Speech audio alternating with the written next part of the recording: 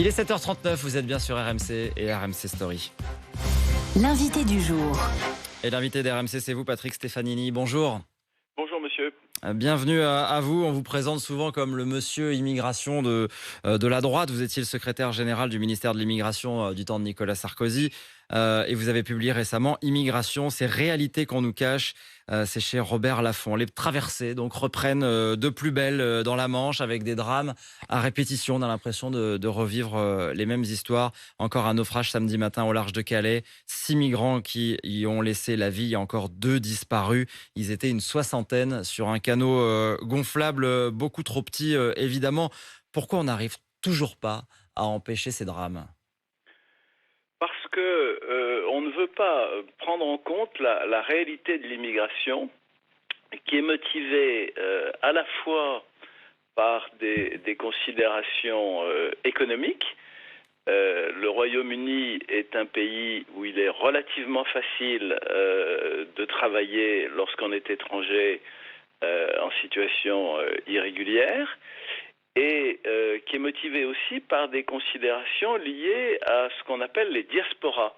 C'est-à-dire que, pour l'essentiel, les nationalités qui tentent de migrer au Royaume-Uni sont des nationalités qui disposent d'ores et déjà au Royaume-Uni d'importantes diasporas. C'est notamment le cas des Afghans. De pays qui souvent étaient d'anciennes colonies du Royaume-Uni. Je pense par exemple au Pakistan, à l'Afghanistan, à un certain nombre de pays d'Afrique de l'Est, d'Afrique orientale. Mais pourtant, Patrick Stefanini, on met beaucoup de moyens sur les côtes françaises pour éviter ces traversées. Qui se massent à Calais et qui veulent à tout prix traverser la Manche. Moi, j'en ai fait l'expérience lorsque j'étais secrétaire général du ministère de l'Immigration. Nous avons à l'époque à Calais ouvert un guichet pour leur permettre de demander l'asile en France. Mais on s'est rendu compte très vite que ça les intéressait pas du tout. Ouais. Ça les intéresse pas du tout. Je me suis d'ailleurs moi-même rendu à Calais à 2 ou 3 reprises. J'ai dialogué sur place avec certains d'entre eux. Et on se rend compte donc que ça les intéresse pas du tout de demander l'asile en France. Ce qu'ils veulent, c'est rejoindre le Royaume-Uni parce qu'ils savent qu'il y a au Royaume-Uni d'importantes communautés pakistanaises, afghanes, etc., qui sont installées dans certains quartiers et dans lesquels, au fond, ils vont retrouver un univers qui leur est familier, avec la possibilité, encore une fois, d'exercer assez facilement une activité professionnelle. Et donc ça ne change pas, Patrick Stefanini, depuis des années, sauf qu'on met de plus en plus de moyens sur les côtes françaises, notamment pour éviter ces départs, et que ça, pour l'instant, ça ne fonctionne pas. C'est ça le constat ?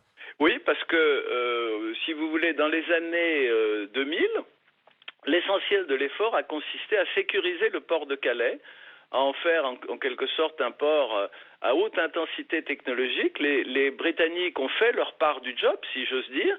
Ils ont financé pour le compte de la France des équipements considérables, notamment des scanners, qui permettent au fond d'analyser de façon très précise le contenu des ferries qui montent à bord des cargos, de sorte que tenter à tout prix, comme c'était le cas dans les années 2000, de monter à bord d'un camion pour ensuite embarquer sur un cargo de manière clandestine, c'est devenu quasiment impossible.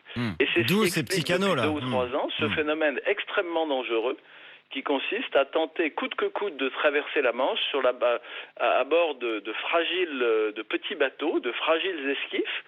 Et le nombre des traversées clandestines, alors c'est toujours difficile d'apprécier un phénomène clandestin, mais les Britanniques ont essayé d'évaluer le nombre d'arrivées sur ce type de bateau depuis 3 ou 4 ans, et l'évolution a été exponentielle. Il y avait 8000 passages réussis en 2020, il y en avait 28 000 en 2021 et pratiquement 50 000 en 2022. On n'a pas évidemment 100 000 au total depuis 2018 sur ces petits canaux. Est-ce que finalement, en rendant, comme vous le dites, ces passages le plus impossible possible, est-ce qu'on ne fait pas le jeu des passeurs ?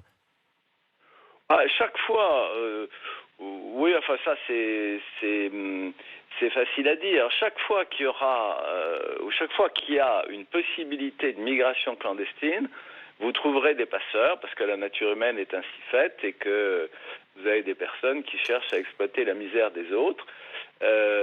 Non, mais ce qu'il faudrait, c'est changer de paradigme. Au fond, il faudrait faire comme viennent de le faire les États-Unis de Joe Biden, et pourtant Joe Biden est un démocrate, un représentant de l'aile gauche, entre guillemets, de la politique américaine. Et qu'est-ce qu'il a décidé il y a 6 mois? Il a décidé que les demandeurs d'asile qui désiraient obtenir le statut de réfugié aux États-Unis devraient se présenter à un point de passage frontalier, donc à la frontière des États-Unis, à la frontière avec le Mexique. Il a décidé que ces demandeurs d'asile pourraient consulter une application informatique sur leur smartphone qui leur donnerait rendez-vous à un point de passage frontalier et qu'à ce point de passage frontalier, ils devraient déposer leur demande d'asile.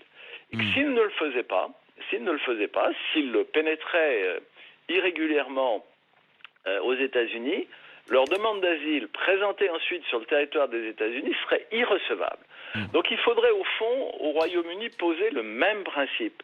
Mais ça suppose c'est-à-dire examiner les demandes d'asile côté français. C'est ça. C'est un peu ce que dit Natacha Bouchard, la maire de Calais, qui a poussé un énième coup de gueule ce week-end en disant qu'il faut que les Anglais, les Britanniques prennent en gros leurs responsabilités. Elle dit qu'on fait, nous les Français, le sale boulot qu'ils ne veulent pas faire, qu'on est trop faible avec les Britanniques et que les Britanniques, en gros, doivent prendre la responsabilité de choisir les exilés qu'ils acceptent sur leur territoire. Elle a raison, c'est ça que vous dites?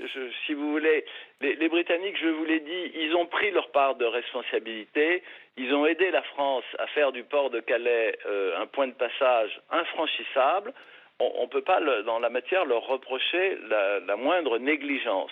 Non, mais ce qu'il faudrait, c'est encore une fois changer de paradigme. C'est-à-dire qu'il faudrait poser en principe que toute personne qui pénètre illégalement au Royaume-Uni ne sera pas régularisée, sera placée en rétention si nécessaire pendant une durée indéterminée et sera ensuite, à l'issue de sa rétention, reconduite dans son pays d'origine.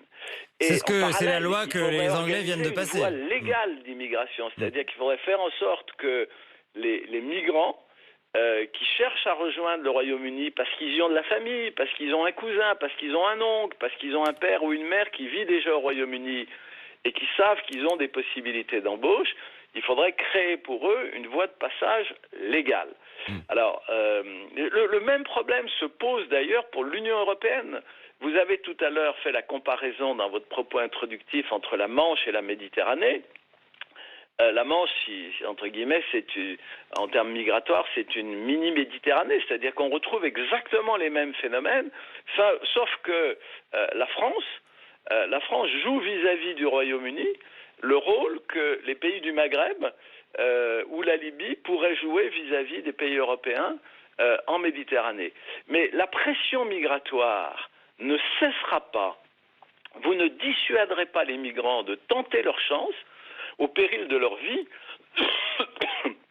si vous ne posez pas en principe ce que j'ai dit il y a quelques instants, à savoir que toute personne qui pénètre irrégulièrement, soit sur le territoire d'un pays européen en franchissant la Méditerranée, soit sur le territoire britannique en franchissant la Manche, cette personne ne sera pas régularisée et elle sera reconduite dans son pays d'origine, mais ça suppose évidemment que soit mis en place avec la France s'agissant de la Manche, avec les pays du Maghreb s'agissant de la Méditerranée, une coopération étroite, que nos consulats dans ces pays puissent délivrer des visas à des migrants dont la demande aurait été acceptée après une analyse de leur dossier.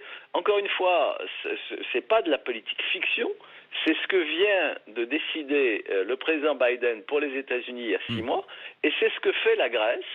C'est ce que fait la Grèce dans l'île de Lesbos, qui était il y a encore 3 ou 4 ans le siège, le site plutôt, où étaient installés des camps de réfugiés dans des conditions absolument misérables.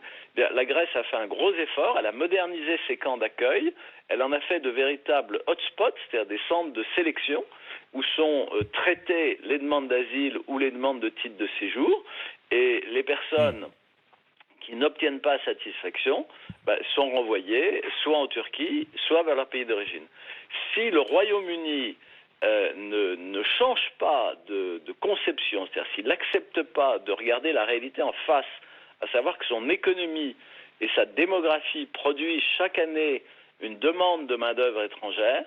Et si le Royaume-Uni n'accepte pas d'organiser cette immigration en collaboration étroite avec la France, on aura chaque année des drames du type de celui qui s'est produit il y a 48 heures dans la Manche. Merci Patrick Stefanini pour votre éclairage ce matin, ancien secrétaire général du ministère de l'Immigration. Merci d'avoir été sur RMC. Il est 7h50.